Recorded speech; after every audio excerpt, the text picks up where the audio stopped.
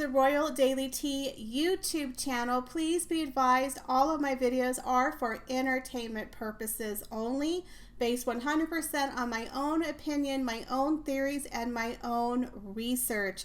All of my information can be found on the public domain and falls under the fair use guidelines. Please feel free to do your own research. Hi everyone, welcome back to the Royal Daily Tea. So today we're going to do a very short video kind of diving in a little bit to the relationship dynamics of some of the royal marriages within the British monarchy. Now, we just did a little video where I kind of talked about the hidden secret messages in the royal Christmas cards between Prince Charles and the Duchess of Cornwall, and of course the Cambridges. So if you haven't seen that, just make sure you go and check that out.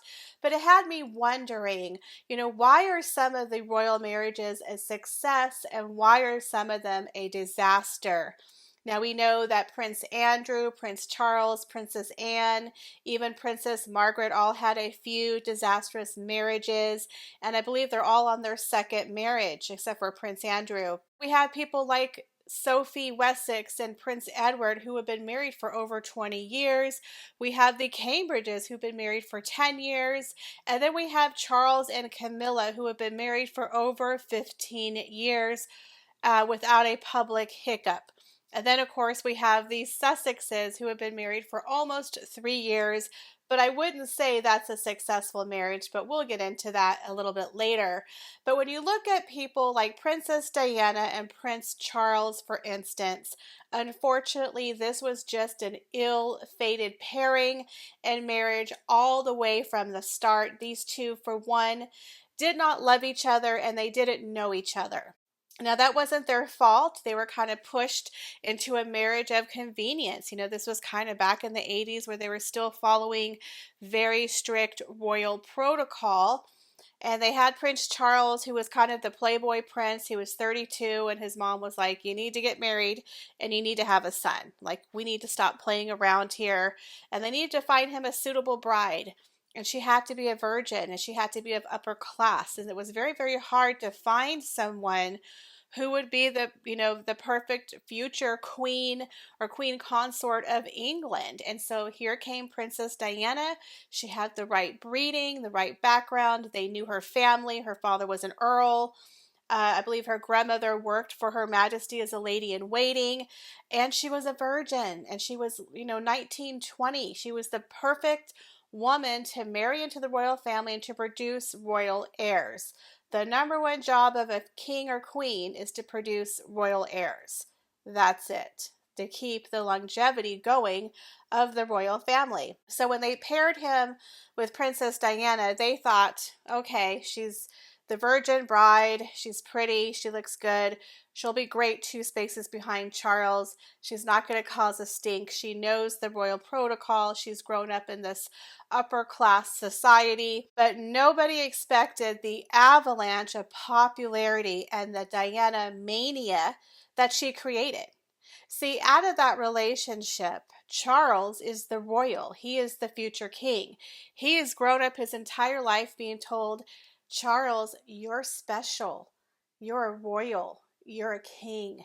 People bow to you and say, sir, what would you like me to do for you today, sir? There's a rumor that he has a man who actually puts toothpaste on his toothbrush. I'm not even kidding, guys. I don't know if it still happens, but literally kind of like Downton Abbey on crack. How you have your valets, people dress you, and they literally do everything for you. So he grew up in a world where he was told, Charles, you're going to be king, you're special. So when he gets into a relationship, he expects the woman to understand, hey, I'm the star here, okay? Your place is 2 feet behind me, darling. Well, Diana did her role. She did the job, but unfortunately, she just became the star. People fell in love with her. She just created, the hairstyle of Diana and her fashion. And Princess Diana was on every single magazine. She was the it girl for 20 years. And I was in love with her too. We all became obsessed with Diana and what she was wearing. She always outshined Charles. And that was a problem in their relationship because Charles did not go into this marriage with a foundation. There was no love, there was no trust, there was no real friendship. It was, I'm the king, you're my wife, you breed my children, and you stand behind me. That relationship was not evenly yoked. It was not a partnership. It was a marriage of convenience.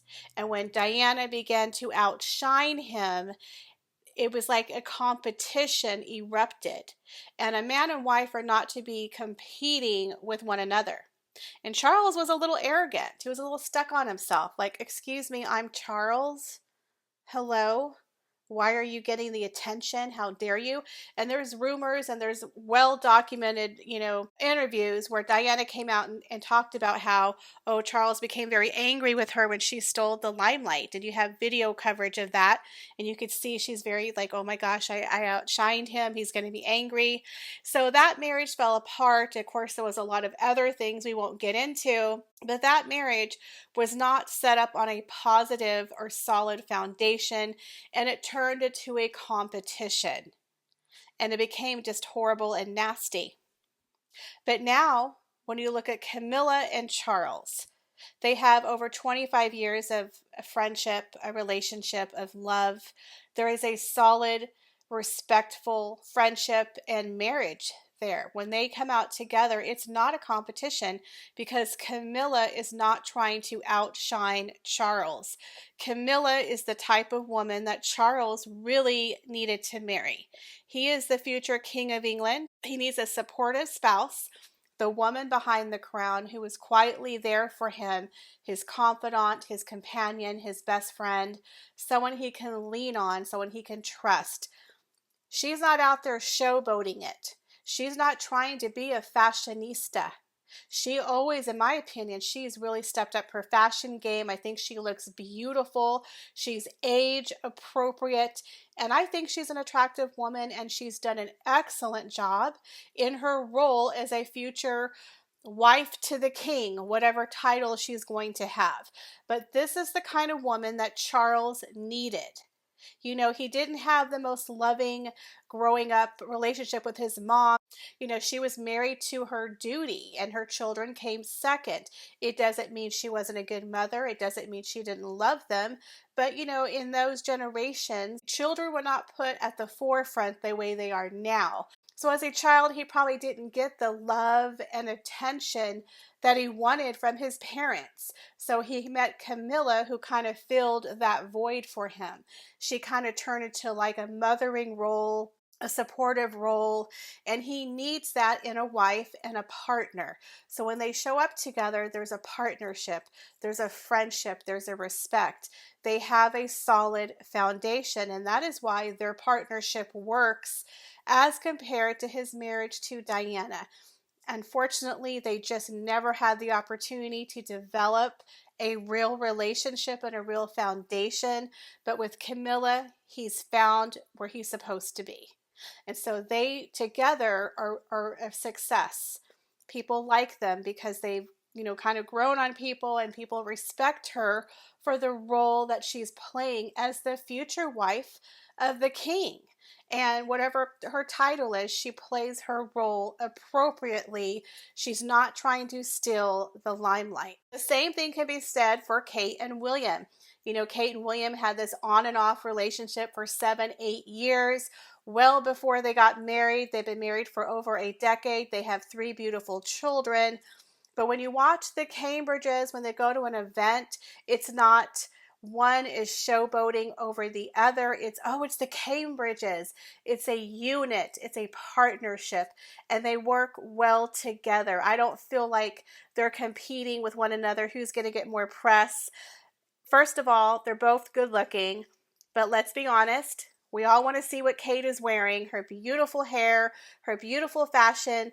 Women always steal the show, and men are usually okay with that. They're okay with their wives looking beautiful. No one cares what black tuxedo you're wearing, okay? Y'all look the same. It's always the women, but Kate does a beautiful job of shining as the Duchess of Cambridge, wife to another future king, but she doesn't try to steal the limelight. She's not thrusting herself in front of her husband and saying, me first. When they come out together, they're the Cambridges. They are a unit. They are a partnership, and it's beautiful and lovely to see. People always say, oh, well, they don't have PDA like the Sussexes. No, they don't, because they do it correctly. There is PDA in the way that they look at each other, the way they do little hand gestures. There's a lot of love and respect there. They don't have to showboat their emotions, unlike another couple who's always trying to appear like they're so in love and they're so happy. So when Harry and Meghan came on the scene and they announced their relationship, me, like everyone else, we Googled her. I kind of vaguely knew about Suits, but I thought she was a gorgeous young lady, and they made a beautiful couple. The wedding was gorgeous, and everyone, I think, embraced them with high hopes. Oh, look, another royal romance. And everyone at that point, or at least for me, I loved Harry. There was nothing to not like about Harry, so I was happy for Harry finally found someone, and he was still getting along with the Cambridges, and I thought, oh, the Fab Four, this is going to be amazing. And I remember sitting down watching the engagement interview between Harry and Meghan, and I thought, it was a little off. There were some red flags that were happening. The body language was a little weird. I felt she was a little aggressive. She was always kind of giving him this weird stare. And then it was just kind of forced. And it seemed a little fake when she said she didn't know anything about the royals. You know, red flags were kind of popping up in my head, and I thought, because I didn't really know Meghan, had never really seen her on TV before, but I thought it was a little off. As we know, through the years, we've seen plenty of footage of how she's always doing the lobster claw and clinging to Harry like she's this shrinking violet, and she's so scared of the public that she has to hold on to Harry for support. I mean, she's a trained actress who is always trying to get in the press, right? But now she's the shrieking violet. But when you look at Harry and Meghan, she's clinging to him with the lobster claw, playing with her hair, coyly looking at the camera like, oh, is that a camera? I didn't know. Did you get my good side? Like, she's just not genuine in her body language, the way she plays to the camera. There's been several instances where Harry's walking into a room and she does this weird tap thing, and then she like Harry, and then she like jets, in front of him, because it's me first, not you, ladies first. So she kind of doesn't do the whole royal is the one who leads, which is the protocol. And you could see a couple times he would be walking and she kind of taps him and says hello, and he steps back and she jets right in. Or the way she's always telling him, shall we? You know, that infamous, shall we? And she's kind of pulling him along very aggressively while her husband is mid conversation with people. The award show for the veterans, that was just, she was the lady in red, and how she was being so rude and literally clawing her husband and moving him along the line. It's like you would never see Kate or Camilla or Sophie, anyone, do that to their mate, especially because they were there for the veterans. It's like, what are you thinking? So there's a weird dynamic, kind of a forced love, a forced closeness, always holding his hand. Look, everyone, we're holding hands because we're so much in love. It's very contrite to me.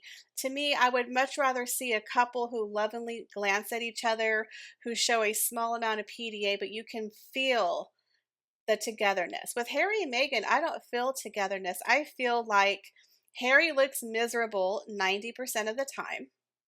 She has a lot of forced, fake smiles. She's always weirdly clasping at him or pushing herself forward. They do not act as a team, in my opinion. When I see them together, it's very fake, it's very forced. You can tell on the New York City tour, very fake, very orchestrated, in my opinion.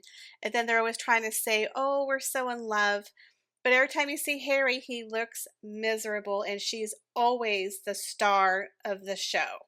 It's the complete opposite of all of the other couples. Now, I know Harry's not a working royal, so obviously she's the woman. She wants to be first. But even before, when they were working royals, she was first.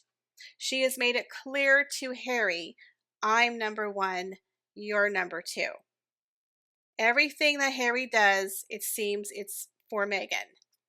I don't feel like they do anything jointly except for give woke word salad speeches that Meghan writes. You know, Harry was not this political catalyst. He wasn't this rebel the way he is now, but he is because of Meghan. Because Meghan has turned Harry from His Royal Highness, Prince Harry, to Meghan's husband. He is Handbag Harry.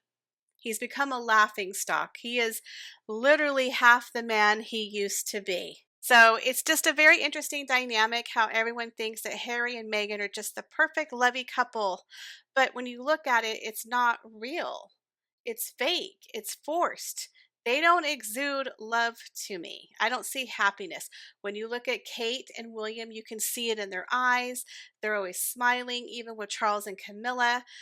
Even Zara and her husband, Mike, always look like they're happy and together.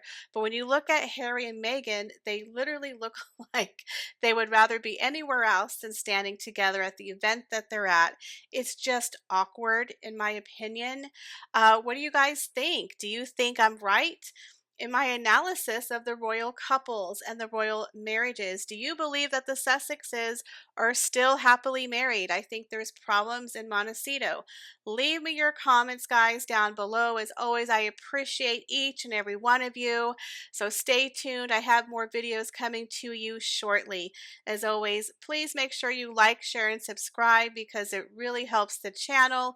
And if you can help me get to 5,000 subscribers, we will have a really nice giveaway as my appreciation to you. As always, thank you for stopping by the channel and have an amazing day.